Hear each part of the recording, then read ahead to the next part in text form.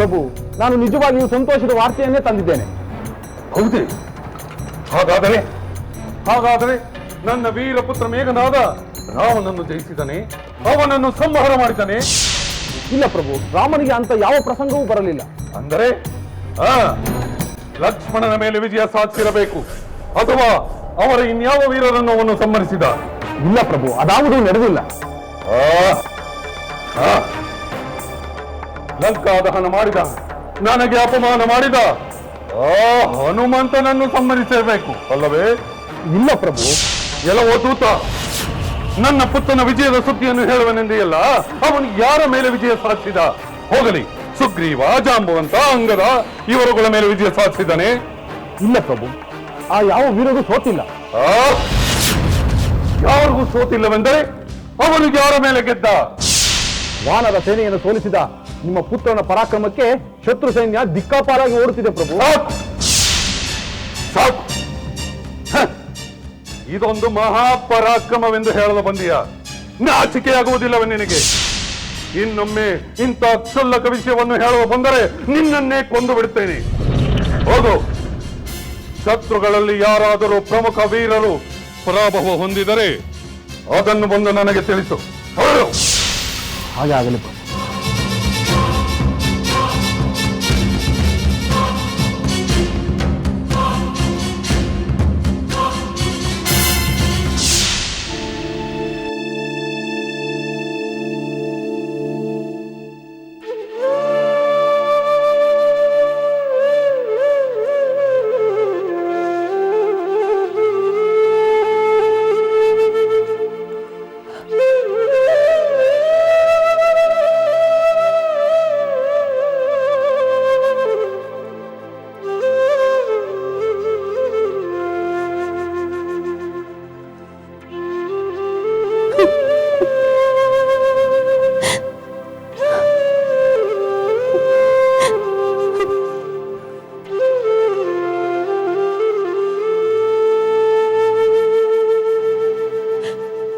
ಸುಲೋಚನಾ, ನೀನು ಕಣ್ಣೀರು ಹಾಕುತ್ತಿರುವೆ ಎಂದು ನನಗೆ ಗೊತ್ತಿತ್ತು. ಅದಕ್ಕೆ ನಾನು ಇಲ್ಲಿಗೆ ಬಂದೆ. ಅತ್ತೆಯವರೇ, ಯುದ್ಧ ಭೂಮಿಯಿಂದ ವಿಷಯವೇನಾದರೂ ತಿಳಿಯುತ್ತೆ? ನಿಮ್ಮ ಪುತ್ರ ಕ್ಷೇಮದಿಂದಿರುವರು ತಾನೆ? ನನಗೆ ತಿಳಿದ ಸುದ್ದಿಯ ಪ್ರಕಾರ ಇಲ್ಲಿಯವರೆಗೂ ಇಂದ್ರಜಿತುವು ಕ್ಷೇಮವಾಗಿದ್ದಾನೆ. ಅವನಿಂದಲೇ ವಾನರ ಸೈನ್ಯಕ್ಕೆ ಅಪಾರ ಹಾನಿ ಸಂಭವಿಸುತ್ತಿದೆಯಂತೆ. ಅಂದರೆ ಅವರು ಅಜೇಯರೆಂದು ಹೇಳಿದ್ದು ನಿಜವೇ? ಸುಲೋಚನಾ, ಇಲ್ಲಿಯವರೆಗಿನ ಎಲ್ಲಾ ಯುದ್ಧಗಳಲ್ಲೂ ವಿಜಯ ಸಾಧಿಸಿ ಇಂದ್ರಜಿತುವು ಅಜೇಯನಾಗಿದ್ದಾನೆ. ಆದರೆ ಎಂಥ ಅಜೇಯನಾದರೂ ಯಾವುದೋ ಒಂದು ದೋಷದಿಂದ ಕುಸಿದು ಬಿದ್ದು ಹೋದ ಹಲವು ಉದಾಹರಣೆಗಳಿವೆ. ಹಿರಣ್ಯಕಶ್ಯಪು, ಹಿರಣ್ಯಾಕ್ಷ ಕೂಡ ಎಷ್ಟೋ ವರಗಳನ್ನು ಪಡೆದಿದ್ದರಲ್ಲವೇ? ಯಾವ ದೇವರು ಎಂಥ ವರವು ಕೊಟ್ಟರು ವಿಧಿ ಸಂಕಲ್ಪದ ಮುಂದೆ ಎಲ್ಲರೂ ಸೋಲಲೇಬೇಕು. ಅಷ್ಟೇ ಅಲ್ಲ ಸುಲೋಚನಾ, ಅಧರ್ಮ, ಅಹಂಕಾರಗಳು ವಿನಾಶಕ್ಕೆ ದಾರಿ ಮಾಡುತ್ತವೆ. ನಿಷ್ಕಾರಣವಾಗಿ ಸಜ್ಜನರನ್ನು ಹಿಂಸಿಸುವವರಿಗೆ ಶುಭವಾಗುವುದು ಹೇಗೆ ಸಾಧ್ಯ? ಧರ್ಮದ ಶಾಪವೇ ಅವರನ್ನು ಕಾಡುತ್ತದೆ. ಅತ್ತೆಯವರೇ, ನನ್ನ ಪತಿಯು ಅಂತ ಶಾಪಗ್ರಸ್ತರಾಗಿರುವರೆ. ಅದರ ನಿವಾರಣೆಗಾಗಿ ನಾನು ನನ್ನ ಪ್ರಾಣವನ್ನು ಬೇಕಾದರೂ ಕೊಡುತ್ತೇನೆ. ಇಲ್ಲ ಮಗಳೇ, ಅದು ಸಾಧ್ಯವಿಲ್ಲ. ನಿನ್ನ ಪ್ರಾಣಾರ್ಪಣೆಯಿಂದ ಪಾಪ ಪರಿಹಾರವಾಗುವುದಿಲ್ಲ. ಅತ್ತೆಯವರೇ, ನನ್ನ ಪತಿಯು ಮಾಡಿರುವಂತ ಪಾಪ ಕಾರ್ಯವಾದರೂ ಏನು? ಸುಲೋಚನಾ, ನಿಮ್ಮ ಮಾವನವರು ತಮ್ಮ ದುಡುಕು ವರ್ತನೆಯಿಂದ ಹಲವು ಶಾಪಗಳನ್ನು ಪಡೆದಿದ್ದಾರೆ. ಆದರೆ ಅವೆಲ್ಲಕ್ಕಿಂತ ಹೆಚ್ಚಾಗಿ ಮಹಾಪತಿವ್ರತೆಯಾದ ಆ ಸೀತೆಯನ್ನು ಅಪಹರಿಸಿ ತಂದು ಅಶೋಕವನದಲ್ಲಿಟ್ಟಿರುವುದು ಮಹಾಪಾಪವಲ್ಲವೇ? ಅದಕ್ಕಿಂತ ಮಿಗಿಲಾದ ದೋಷ ಬೇರೆ ಏನಿದೆ? ಅವರ ದೋಷ ನನ್ನ ಪತಿಯನ್ನು ಕಾಡುತ್ತಿದೆಯೇ? ತಂದೆಗೆ ಬೆಂಬಲವಾಗಿ ನಿಂತ ಮೇಲೆ ಮಗನೂ ಆ ಪಾಪಗಳಿಗೆ ಭಾಗಿಯಾದಂತಲ್ಲವೇ? ಈಗ ನಮ್ಮ ಕರ್ತವ್ಯವೇನು ಅತ್ತೇವರೇ? ಸುಲೋಚನಾ, ನಾನು ಮೊದಲೇ ಹೇಳಿದಂತೆ ಪರಮೇಶ್ವರನಿಗೆ ಶರಣಾಗಿ ಪ್ರಾರ್ಥಿಸುವುದಷ್ಟೇ ನಮ್ಮ ಕರ್ತವ್ಯ. ನಾನು ಅದನ್ನೇ ಮಾಡುತ್ತಿದ್ದೇನೆ. ದೇವದೇವಿಯರಲ್ಲಿ ಪ್ರಾರ್ಥಿಸಿ ನಮ್ಮನ್ನು ಕಾಪಾಡು ಎಂದು ಬೇಡಿಕೊಳ್ಳಬೇಕಷ್ಟೆ. ಅತ್ತೆಯವರೇ, ನಾನು ದೇವಿಯ ಮಂದಿರಕ್ಕೆ ಹೋಗಿ ಪ್ರಾರ್ಥಿಸಿ ಬರುತ್ತೇನೆ. ಹಾಗೆ ಮಾಡು ಮಗಳೇ. ನಿನ್ನ ಪ್ರಾರ್ಥನೆಯಿಂದ ನಿನ್ನ ಪತಿ ಸುಕ್ಷೇಮವಾಗಿ ಹಿಂದಿರುಗಿ ಬರಲಿ.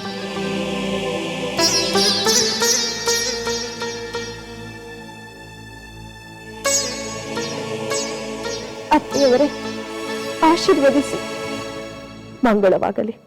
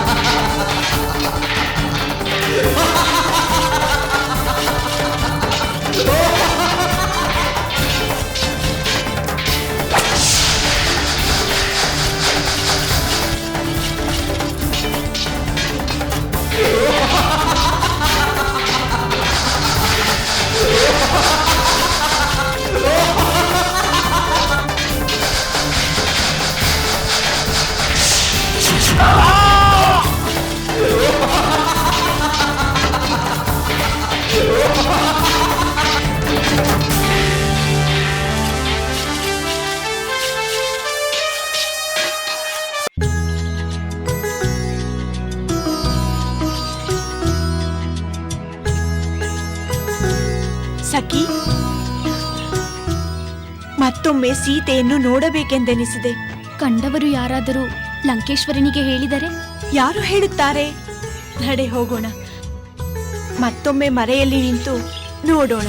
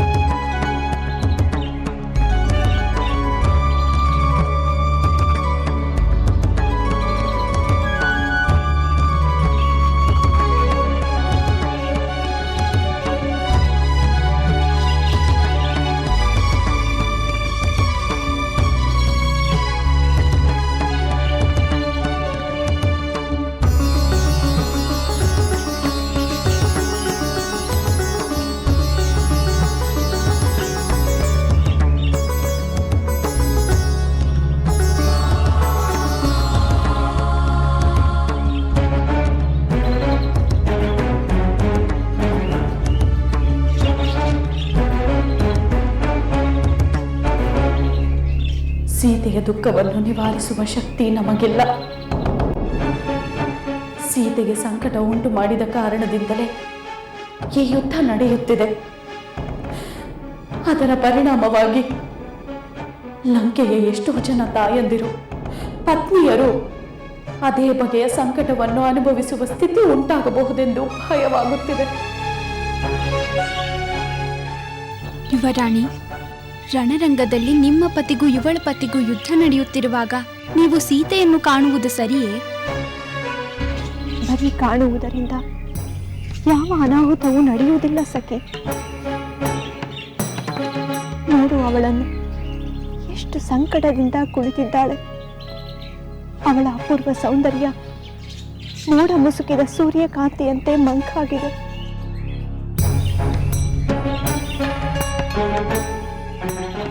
ನಿಮ್ಮ ಮಾತು ನಿಜ ಯುವರಾಣಿ. ಸೀತೆ, ನೀನು ನಿಜವಾಗಲೂ ಪತಿವ್ರತ ಶಿರೋಮಣಿ. ನಿನಗೆ ನನ್ನ ನಮಸ್ಕಾರ. ನಿನ್ನ ದುಃಖ ನನ್ನ ಪತಿಗೆ ಶಾಪವಾಗದಂತೆ ಅನುಗ್ರಹಿಸು. ಯುವರಾಣಿ,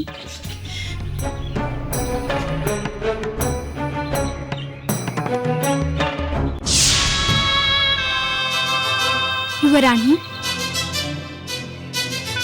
ನಿಮ್ಮ ವರ್ತನೆ ವಿಚಿತ್ರವಾಗಿದೆ. ಅಂದಿನಂತೆ ಇಂದೂ ಕೂಡ ನೀವು ಸೀತೆಯನ್ನು ಸುಮ್ಮನೆ ನೋಡಿ ಬಂದಿರಿ, ಅವಳ ಜೊತೆ ಮಾತನಾಡಲಿಲ್ಲ. ಏನು ಮಾತಾಡಲಿ, ಹೇಗೆ ಮಾತಾಡಲಿ? ಯಾವ ಮುಖವಿಟ್ಟುಕೊಂಡು ಅವಳ ಎದುರಿಗೆ ಹೋಗಲಿ? ಅವಳ ದುಃಖದ ನಿಟ್ಟುಸಿರು ನನ್ನ ಪತಿಯನ್ನು ಸುಡದಿದ್ದರೆ ಸಾಕು. ನಡೆ ಹೋಗೋಣ.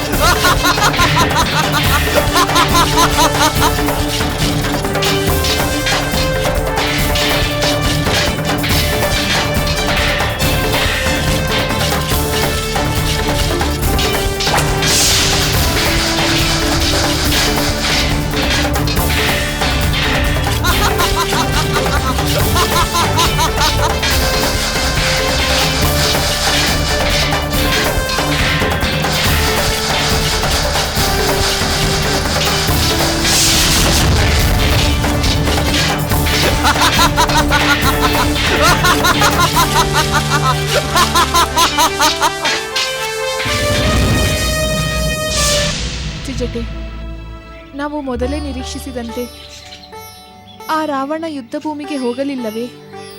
ಇಲ್ಲ ಸೀತೆ, ರಾವಣ ಹೋಗಲಿಲ್ಲ. ತನ್ನಲ್ಲಿ ಇನ್ನೂ ಉಳಿದಿರುವ ವೀರರು ರಾಮ ಲಕ್ಷ್ಮಣರ ಬಾಣಗಳಿಗೆ ಆಹುತಿಯಾಗದ ಹೊರತು ರಾವಣ ರಣರಂಗಕ್ಕೆ ಹೋಗುವುದಿಲ್ಲವೆಂದು ಕಾಣುತ್ತದೆ.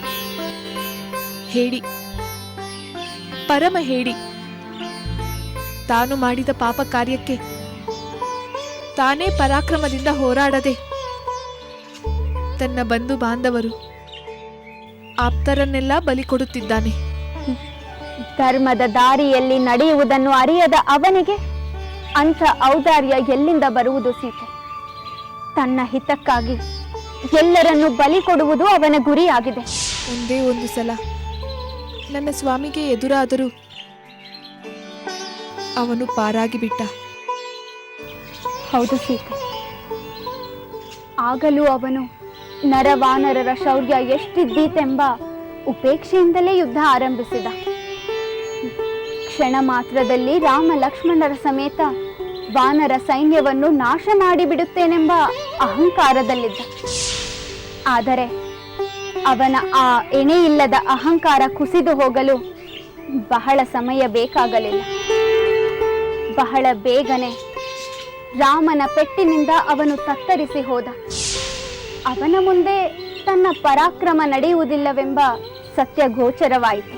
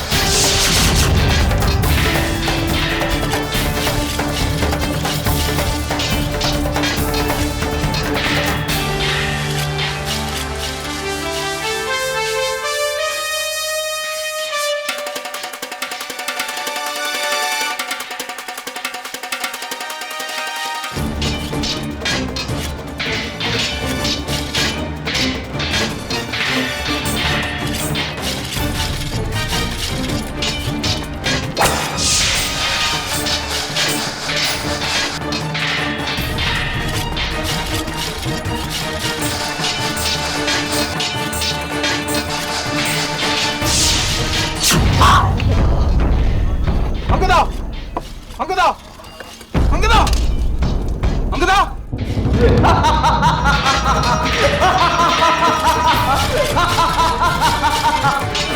ಅಂಗದ ಅಂಗದ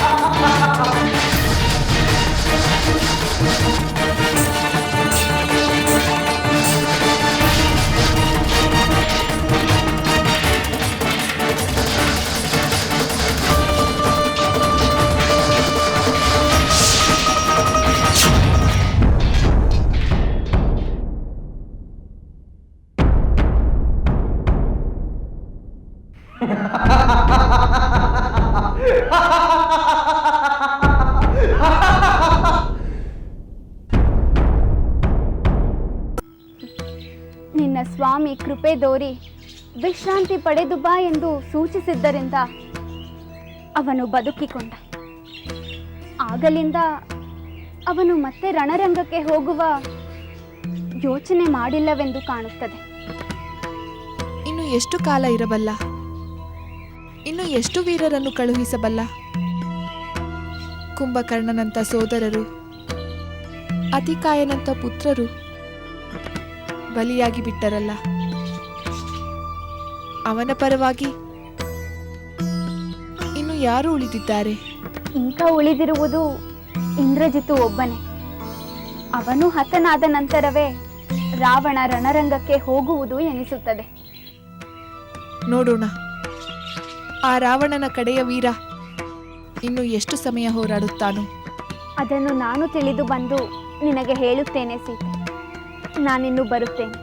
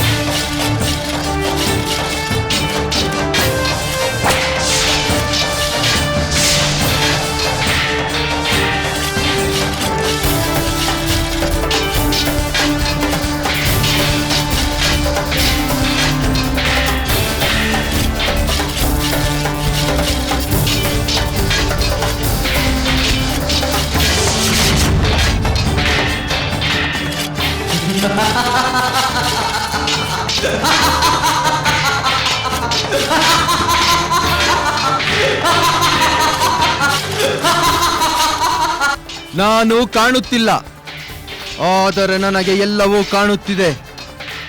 ರಾಮ ಲಕ್ಷ್ಮಣರೇ, ಈ ರಾವಣ ಪುತ್ರ ಇಂದ್ರಜಿತುವಿನ ಪರಾಕ್ರಮವನ್ನು ಕಣ್ಣಾರೆ ನೋಡಿ. ಈ ವಾನರರನ್ನೆಲ್ಲ ಹೇಗೆ ಕಾಡಿ ಕಾಡಿ ಸಂಕಟಪಡಿಸಿ ಕಡೆಯಲ್ಲಿ ನಿಶ್ಶೇಷಗೊಳಿಸುತ್ತೇನೆ.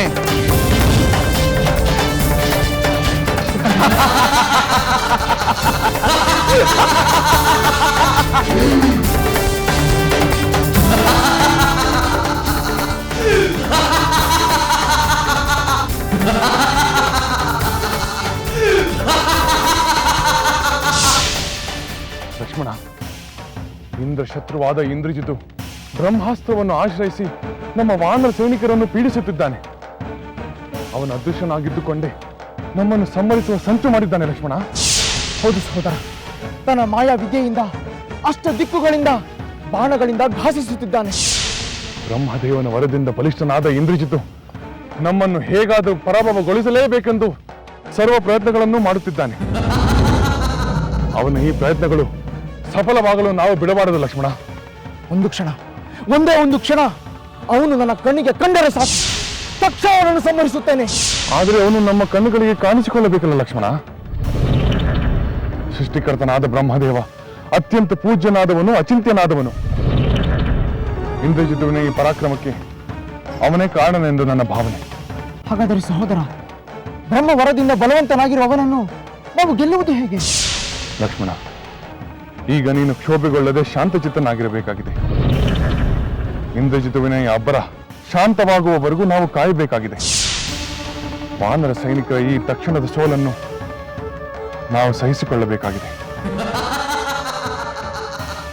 ಆದರೆ ಸಹೋದರ, ಎಲ್ಲಿಯವರೆಗೆ ಇದನ್ನು ಸಹಿಸುವುದು? ಏನಾದರೂ ಒಂದು ಉಪಾಯವನ್ನು ಯೋಚಿಸಲೇಬೇಕಾಗಿದೆ. ಹೌದು ಲಕ್ಷ್ಮಣ, ಯೋಚಿಸಲೇಬೇಕು. ಬ್ರಹ್ಮದೇವನಿಗೆ ಅಗೌರವ ತೋರದಂತಹ ಉಪಾಯವನ್ನು ಹುಡುಕಬೇಕು. ತನ್ನ ಅವಾಂತರದಿಂದ ಸಾಕಷ್ಟು ಅನರ್ಥವಾದ ನಂತರ ಅವನು ವಿಜಯೋತ್ಸಾಹದಿಂದ ರಣರಂಗದಿಂದ ಹಿಂದಿರುಗಬಹುದು.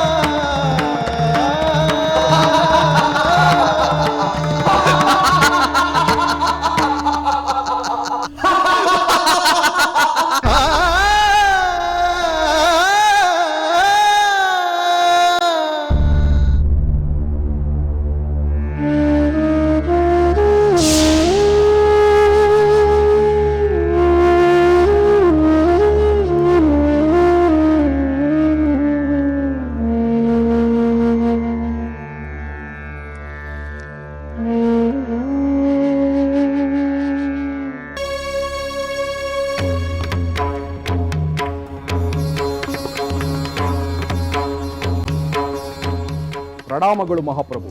ಎಲ್ಲವೋ ದೂತ, ಸಂತೋಷದ ಸುದ್ದಿ ಇಲ್ಲದೆ ನೀನು ಇಲ್ಲಿಗೆ ಬರಬಾರದೆಂದು ಹೇಳಿರಲಿಲ್ಲವೇ? ಮತ್ತೇಕೆ ಬಂದೆ? ರಾಮ ಲಕ್ಷ್ಮಣರು ಪರಾಭವಗೊಂಡ ಸುದ್ದಿ ಇದೆಯೇ ಅಥವಾ? ಇದೇ ಮಹಾಪ್ರಭು. ಇಲ್ಲವಾದರೆ ತಮ್ಮೆದುರು ಬಂದು ನಿಲ್ಲುವ ಧೈರ್ಯ ಬರುತ್ತಿತ್ತೆ. ಹೌದೇ? ಹಾಗಾದರೆ ಅದೇನೆಂದು ಹೇಳು, ಬೇಗ ಹೇಳು. ಪ್ರಭು, ರಾಮ ಲಕ್ಷ್ಮಣರು ಸೇರಿದಂತೆ ಇಡೀ ವಾನರ ಸೇನೆಯೇ ನಿಮ್ಮ ಪುತ್ರನ ಪರಾಕ್ರಮಕ್ಕೆ ರಣರಂಗದಲ್ಲಿ ನಿಶ್ಚಲವಾಗಿ ಮಲಗಿಬಿಟ್ಟಿದೆ ಪ್ರಭು. ಅದನ್ನು ತಿಳಿಸಲೆಂದೇ ನಾನು ಬಂದದ್ದು. ಭಲೆ ಭಲೆ ಭಲೆ, ನನ್ನ ಪುತ್ರನ ಪರಾಕ್ರಮಕ್ಕೆ ರಾಮ ಲಕ್ಷ್ಮಣರು ನಿಶ್ಚಲವಾಗಿ ಮಲಗಿಬಿಟ್ಟರೆ? ಹೌದು ತಂದೆ, ದೂತ ಹೇಳಿದ ಮಾತು ಅಕ್ಷರಃ ಸತ್ಯ. ನನ್ನ ಮಾಯಾವಿದ್ಯೆಗೆ ಪ್ರತ್ಯುತ್ತರ ಕೊಡುವವರು ಅಲ್ಲಿ ಒಬ್ಬರೂ ಇಲ್ಲ. ನನ್ನೆದುರು ನಿಂತು ಹೋರಾಡುವ ಧೀರನೂ ಯಾರೂ ಇಲ್ಲ. ಈ ಸಂಭ್ರಮವನ್ನು ನಿಮ್ಮೊಂದಿಗೆ ಹಂಚಿಕೊಳ್ಳಲೆಂದೇ ಇಲ್ಲಿ ಬಂದೆ. ಭಲೆ ಭಲೆ ಇಂದ್ರಜಿತ್, ನೀನು ಆಡಿದ ಮಾತಿಗೆ ತಕ್ಕುದಾಗಿ ನಡೆದುಕೊಂಡಿರುವೆ. ಏ ವೀರಾದಿ ವೀರನಾದ ರಾವಣೇಶ್ವರನ ವೀರಪುತ್ರನಾಗಿ ಅದಕ್ಕೆ ತಕ್ಕ ಪರಾಕ್ರಮವನ್ನೇ ತೋರಿಸಿರುವೆ. ರಾಮ ಲಕ್ಷ್ಮಣರು ನಿಶ್ಚಲವಾಗಿ ಮಲಗಿರುವ ಈ ವಿಜಯ ನಿನ್ನೊಬ್ಬನದೇ ಅಲ್ಲ ಕುಮಾರ. ನನ್ನ ವಿಜಯವೂ ಹೌದು, ಸಮಸ್ತ ರಾಕ್ಷಸ ಕುಲದ ವಿಜಯವೂ ಹೌದು. ಆದರೆ ಕುಮಾರ, ಈಗ ನಾವು ಜಾಗೃತರಾಗಿರಬೇಕು.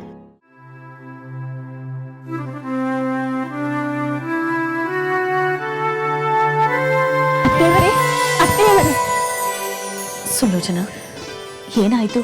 ಏಕೆ ಅವಸರದಿಂದ ಓಡಿ ಬಂದೆ? ಯುದ್ಧರಂಗದಿಂದ ಚಾರರು ತನ್ನ ಸುದ್ದಿಯನ್ನು ತಿಳಿಸಲು ಬಂದೆ. ಹೌದೇ? ಏನು ಸುದ್ದಿ? ನಿಮ್ಮ ಪುತ್ರ ಅಪರಿಮಿತ ಪರಾಕ್ರಮವನ್ನು ಪ್ರದರ್ಶನ ಮಾಡಿ ರಾಮ ಲಕ್ಷ್ಮಣರನ್ನೇ ನಿಶ್ಚಲರಾಗುವಂತೆ ಮಾಡಿದರಂತೆ. ಏನು? ರಾಮ ಲಕ್ಷ್ಮಣರು ನಿಶ್ಚಲರಾದರೆ? ಹೌದು, ರಾಮ ಲಕ್ಷ್ಮಣರು ರಣರಂಗದಲ್ಲಿ ಬಿದ್ದಿರುವರಂತೆ.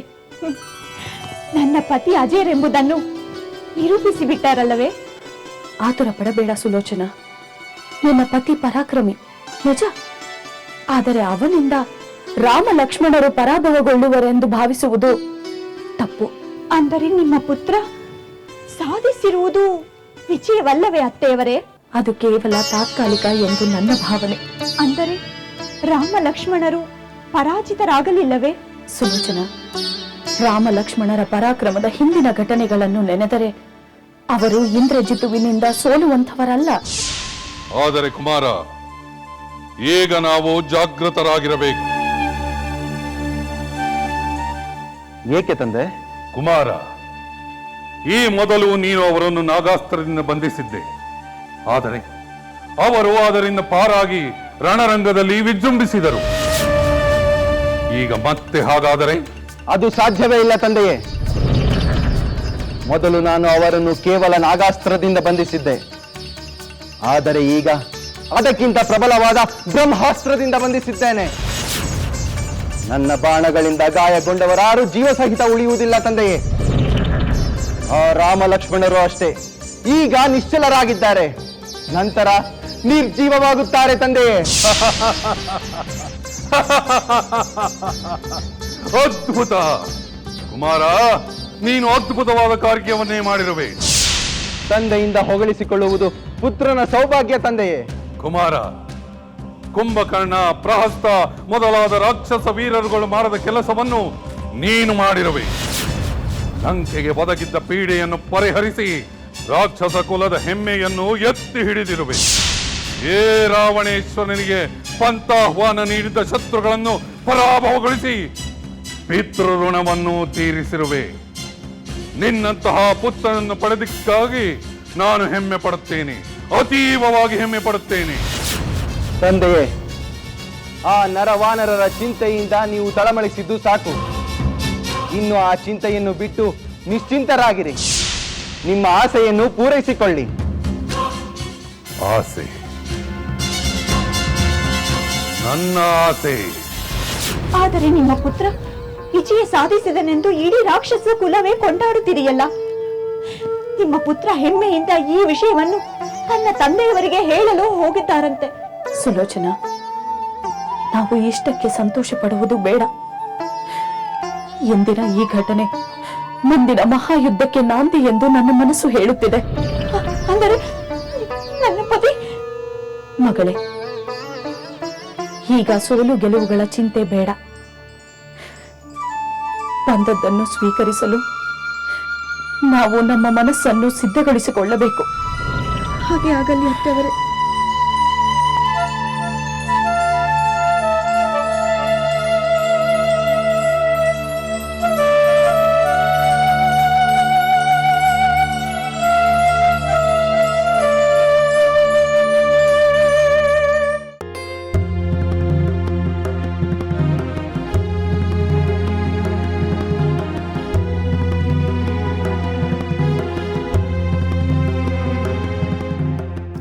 ಸೀತೆ, ನಾವು ಅಂದುಕೊಂಡದ್ದೇ ಒಂದು, ಈಗ ನಡೆಯುತ್ತಿರುವುದೇ ಒಂದು. ಅಂಥದ್ದೇನಾಯಿತು ತ್ರಿಜಟೆ? ಸೀತೆ, ರಾವಣನ ಪುತ್ರ ಇಂದ್ರಜಿತು ಈಗ ರಣರಂಗಕ್ಕೆ ಹೋಗಿದ್ದಾನೆ.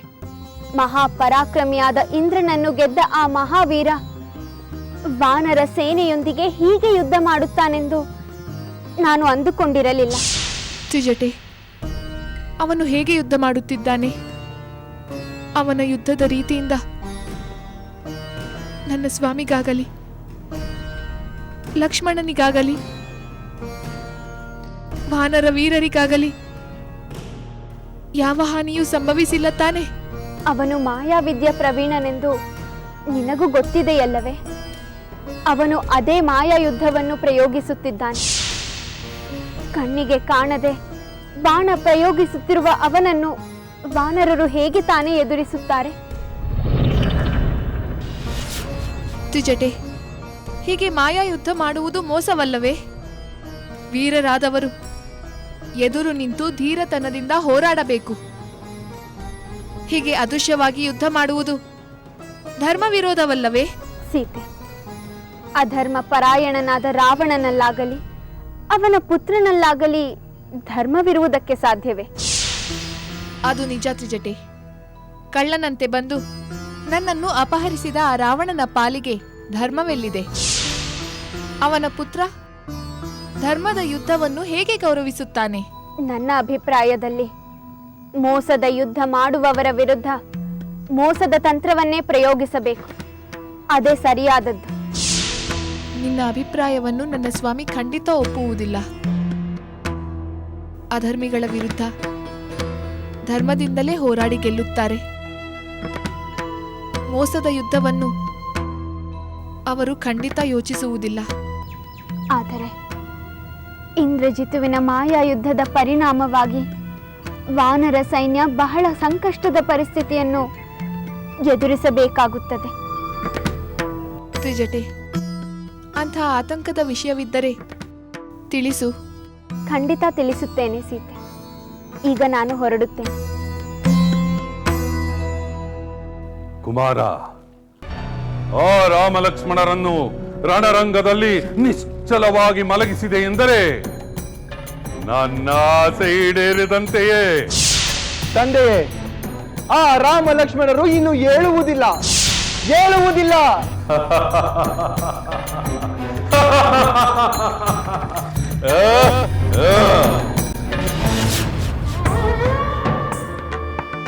ಏಳಲೇಬೇಕು. ಈ ತಾತ್ಕಾಲಿಕ ಮೂರ್ಛೆಯಿಂದ ರಾಮ ಲಕ್ಷ್ಮಣರು ಏಳಲೇಬೇಕು. ಹೇಳುತ್ತಾರೆ, ಖಂಡಿತ ಹೇಳುತ್ತಾರೆ. ವಾನರ ಶ್ರೇಷ್ಠರೇ, ಭಯಪಡಬೇಡಿ. ಇವರು ಆ ಇಂದ್ರಜಿತು ಪ್ರಯೋಗಿಸಿದ ಬ್ರಹ್ಮಾಸ್ತ್ರಕ್ಕೆ ಗೌರವ ಸಲ್ಲಿಸಲು ಈ ರೀತಿ ಮೂರ್ಛೆ ಹೋಗಿರುವವರೇ ಹೊರತು ಅಸಮರ್ಥರಾಗಿ ಅಲ್ಲ. ನಾವು ಇದಕ್ಕೆ ವಿಷಾದ ಪಡುವ ಅಗತ್ಯವಿಲ್ಲ. ಹೌದು ವಿಭೀಷಣ, ನಿನ್ನ ಮಾತು ಸರಿ. ಇದು ಬ್ರಹ್ಮಾಸ್ತ್ರದ ಪ್ರಭಾವವೇ. ಅದರ ಅನುಭವ ಈ ಮೊದಲು ನನಗೂ ಆಗಿದೆ. ಹೌದು ಮಾರುತಿ, ಆ ಅಮೋಘವಾದ ಬ್ರಹ್ಮಾಸ್ತ್ರ ಬ್ರಹ್ಮನಿಂದ ಇಂದ್ರಜಿತುವಿಗೆ ಸಿಕ್ಕಿದ ವರ. ರಾಮ ಲಕ್ಷ್ಮಣರು ಅದಕ್ಕೆ ಒಡ್ಡಿಕೊಂಡು ಬ್ರಹ್ಮದೇವನಿಗೆ ಗೌರವ ಸಲ್ಲಿಸಿದ್ದಾರೆ. ಆದರೆ ಆ ಇಂದ್ರಜಿತು ರಾಮ ಲಕ್ಷ್ಮಣರನ್ನು ಪರಾಭವಗೊಳಿಸಿದನೆಂದು ಹೆಮ್ಮೆಯಿಂದ ಬೀಗುತ್ತಿದ್ದಾನೆ. ಆದರೆ ವಾಸ್ತವ ಸಂಗತಿ ಅದಲ್ಲ. ರಾಮ ಲಕ್ಷ್ಮಣರು ದೇವತೆಗಳ ಕೃಪೆಯ ಪಾತ್ರರಾಗಿದ್ದಾರೆ. ಅವರು ಆದಷ್ಟು ಬೇಗ ಎಚ್ಚರಗೊಳ್ಳುವುದು ಖಂಡಿತ. ನನಗೂ ಆ ನಂಬಿಕೆ ಇದೆ ವಿಭೀಷಣ. ಆ ಬ್ರಹ್ಮಾಸ್ತ್ರದಿಂದ ಕೆಳಗೆ ಬಿದ್ದಿರುವ ವಾನರ ಸೈನಿಕರಲ್ಲಿ ಜೀವಂತವಾಗಿರುವವರನ್ನು ನಾವು ಸಂತೈಸಬೇಕಲ್ಲವೇ? ಹೌದು ಹನುಮಂತ, ಸೂಕ್ತವಾದ ಸಲಹೆ. ನಾವು ಈಗ ಮಾಡಲೇಬೇಕಾದ ಮೊದಲ ಕರ್ತವ್ಯ ಹಾಗಾದರೆ ನಾವು ಈಗಲೇ ಹೊರಡೋಣ.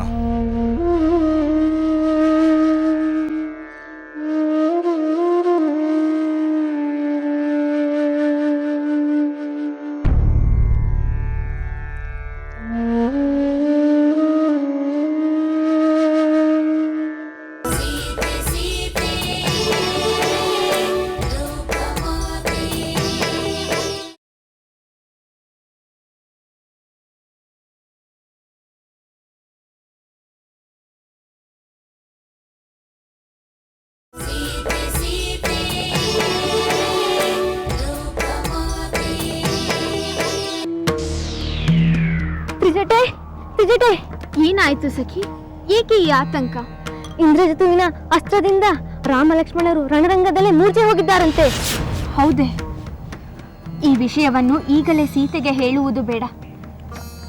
ಸ್ವಲ್ಪ ಸಮಯದ ನಂತರ ರಣರಂಗದಲ್ಲಿ ಏನು ನಡೆಯುವುದೋ ತಿಳಿದು ನಂತರ ಸೀತೆಗೆ ತಿಳಿಸೋಣ. ನಡೆ, ಇಲ್ಲಿಂದ ಹೋಗೋಣ.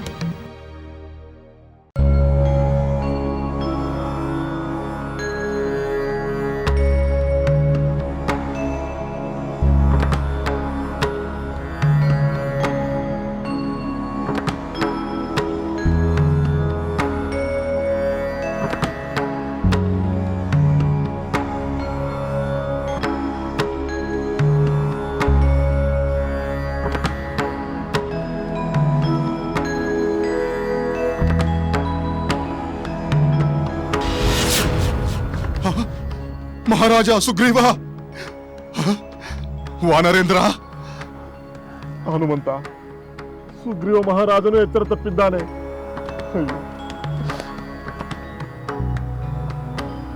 ಹನುಮಂತ, ಅಲ್ಲಿ ನೋಡು, ಅಂಗದ. ಅಂಗದ ಅಂಗದ ಅಂಗದ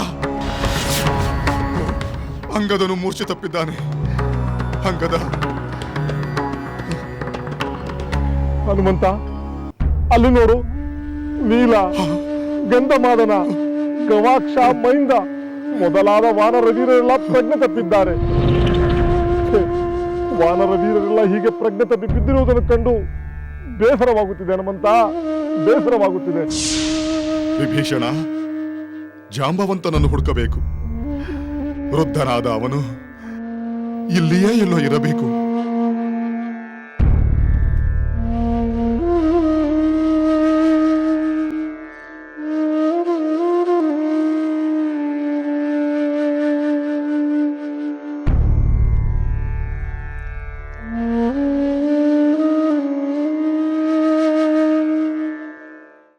ಸುಲೋಚನಾ, ಸುಲೋಚನಾ, ಸುಲೋಚನಾ. ಸ್ವಾಮಿ, ಬಂದಿರಾ? ಏಕೆ? ನಾನು ಬರುವುದಿಲ್ಲವೆಂದು ತಿಳಿದಿದ್ದೆಯಾ? ಹಾಗಲ್ಲ ಸ್ವಾಮಿ, ನಿಮ್ಮ ಬರುವಿಕೆಗಾಗಿ ನಾನು ನಿರೀಕ್ಷೆ ಮಾಡುತ್ತಿದ್ದೆ. ಸುಲೋಚನಾ, ನನ್ನೆದುರು ನೀನು ಸುಳ್ಳು ಹೇಳಬೇಡ. ನೀನು ಮೊದಲು ಪಟ್ಟ ಆತಂಕ, ನನ್ನನ್ನು ಯುದ್ಧಕ್ಕೆ ಹೋಗಬಾರದೆಂದು ತಡೆದದ್ದು, ನನಗೆ ಎಲ್ಲವೂ ನೆನಪಿದೆ. ನಿಜವಾದ ವಿಷಯವೇನೆಂದರೆ, ರಣರಂಗದಿಂದ ನಾನು ಸುರಕ್ಷಿತವಾಗಿ ಮರಳುತ್ತೇನೆಂದು ನೀನು ನಂಬಿರಲಿಲ್ಲ. ಇದು ಸತ್ಯವಲ್ಲವೇ? ಸ್ವಾಮಿ, ನಾನು ನಿಮ್ಮ ಕ್ಷೇಮಕ್ಕಾಗಿ ಭಯ ಪಟ್ಟದ್ದು, ಆತಂಕ ಪಟ್ಟದ್ದು ನಿಜ. ಆ ನಿನ್ನ ಆತಂಕಕ್ಕೆ ಅರ್ಥವಿಲ್ಲವೆಂದು ಈಗಲಾದರೂ ಅರ್ಥ ಮಾಡಿಕೊ. ನಿನ್ನ ಪತಿಯ ಪರಾಕ್ರಮಕ್ಕೆ ಹೆಮ್ಮೆ ಪಡು. ಖಂಡಿತ ಹೆಮ್ಮೆ ಪಡುತ್ತೇನೆ ಸ್ವಾಮಿ. ನನ್ನ ಅಸ್ತ್ರಗಳ ಆಕ್ರಮಣಕ್ಕೆ ಸಿಕ್ಕು ಆ ರಾಮ ಲಕ್ಷ್ಮಣರು ಚಲನೆ ಇಲ್ಲದೆ ರಣರಂಗದಲ್ಲಿ ಬಿದ್ದಿರುವ ವಿಷಯ ನಿನಗೆ ಗೊತ್ತಿಲ್ಲವೇನೋ? ಗೊತ್ತಿದೆ ಸ್ವಾಮಿ, ದೂತರಿಂದ ತಿಳಿಯಿತು. ಆ ದೂತರ ಮಾತನ್ನು ನೀನು ನಂಬಿದೆಯೇನು? ನಂಬಿದೆ ಸ್ವಾಮಿ. ಭಲೆ ಭಲೆ ಭಲೆ, ನಿನ್ನ ಪತಿಯ ವಿಜಯದ ಬಗ್ಗೆ ಅಷ್ಟಾದರೂ ನಂಬಿಕೆ ಬಂತಲ್ಲ. 14,000 ರಾಕ್ಷಸರನ್ನು ಕೊಂದ ಆ ರಾಮ ನನ್ನ ಶರವರ್ಷದಲ್ಲಿ ಮುಳುಗಿ ಹೋದ. ಅವನ ಸೋದರ ಲಕ್ಷ್ಮಣನಾಗಲಿ, ಜಾಂಬವಂತ ಹನುಮಂತನಾಗಲಿ, ಸುಗ್ರೀವ ಅಂಗದನಾಗಲಿ ಅವನನ್ನು ರಕ್ಷಿಸಿಕೊಳ್ಳಲಾಗಲಿಲ್ಲ. ಅದೆಲ್ಲವೂ ತಿಳಿದಿದೆ ಸ್ವಾಮಿ. ಎಲ್ಲವೂ ತಿಳಿದಿದ್ದರೂ ನನ್ನ ಸ್ವಾಗತಕ್ಕೆ ಸಂಭ್ರಮದಿಂದ ಸಿದ್ಧಳಾಗಿ ನಿಲ್ಲದೆ ಈ ಚಿಂತಾಕ್ರಾಂತ ಮುಖವೇಕೆ? ಅದು ಏನು ಕಾರಣ ಹೇಳು. ಇನ್ನೂ ನನ್ನ ಸಾಮರ್ಥ್ಯದ ಬಗ್ಗೆ ಸಂದೇಹವಿದ್ದರೆ ಹೇಳಿಬಿಡು. ಇಲ್ಲ ಸ್ವಾಮಿ, ಸಂದೇಹವಿಲ್ಲ. ಆದರೆ ಒಂದು ಕ್ಷಣ ಸೀತೆಯ ಸ್ಥಿತಿ ನೆನಪಾಯಿತು. ಯಾವ ಸೀತೆಯ ಪರಿಸ್ಥಿತಿ? ಇನ್ನಾರು ಸ್ವಾಮಿ, ರಾಮನ ಪತ್ನಿ ಸೀತೆ. ಸುಲೋಚನಾ, ಶತ್ರು ಪತ್ನಿಗಾಗಿ ಮರುಗುವುದನ್ನು ಬಿಡು. ಅವಳ ಸ್ಥಿತಿ ಏನಾದರೆ ನಿನಗೇನು? ಶತ್ರು ಪತ್ನಿಯಾದರೇನು? ಮರುಕ ತೋರುವುದು ಅಪರಾಧವೇನು? ಒಂದು ವೇಳೆ ಆ ರಾಮ ನನ್ನಿಂದ ಪರಾಭವಗೊಂಡಂತೆ, ಆ ರಾಮನಿಂದ ನಾನು ಹತನಾಗಿದ್ದರೆ ಆ ಸೀತೆ ನಿನಗಾಗಿ ಮರುಗುತ್ತಿದ್ದಳೆ.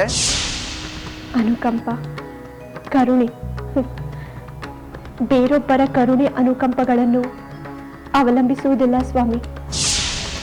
ಹೃದಯದಲ್ಲಿ ತಾನಾಗೇ ಮೂಡುತ್ತದೆ. ಸುಲೋಚನಾ,